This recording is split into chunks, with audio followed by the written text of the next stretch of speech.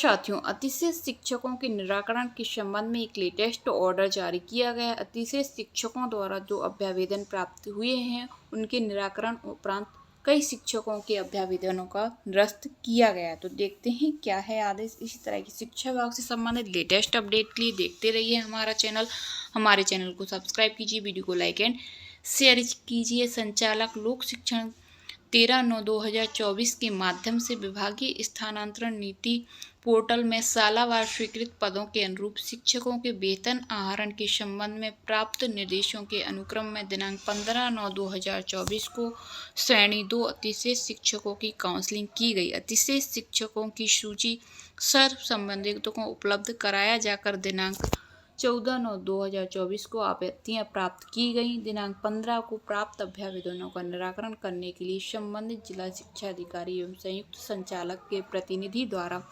प्राप्त अभ्यावेदनों के गुण दोष के आधार पर निराकरण किया गया। उपयुक्त श्रेणी के अतिशय शिक्षकों को लोक शिक्षण संचालनालय के परिपत्र दिनांक 13 की कंडिका 8 के अनुरूप वरीयता क्रम में संभाग द्वारा विषय शिक्षकों की कमी वाली शालाओं में चयन करने के अवसर दिए गए। उनकी वरीयता के आधार पर काउंसलिंग हेतु आमंत्रित कर दिया गया। सभी शिक्षकों द्वारा श्रेणी की रिक्तियों का अवलोकन किया जाकर परिशिष्ट 1 पर निर्धारित प्रपत्र पर शाला चयन किया गया। संबंधितों के द्वारा चयन की गई शाला में पद रिक्त होने की स्थिति में पदांकन की कार्रवाई की गई। काउंसलिंग में सम्मिलित उपयुक्त शिक्षकों के पदांकन संबंधी आदेश संबंधितों के चयन शाला आदेश जारी किए जा चुके हैं। जिन शिक्षकों द्वारा दावे आपत्तियां प्राप्त की गई थीं, उपयुक्त श्रेणी के अतिशय शिक्षकों द्वारा लोक शिक्षण संचालनालय के भोपाल के आदेश परिपत्र दिनांक 10/10/2024 के अनुक्रम में पुनः अभ्यावेदन प्रस्तुत किए गए। श्रेणी 2 के निम्न अनुसार अतिशय शिक्षकों के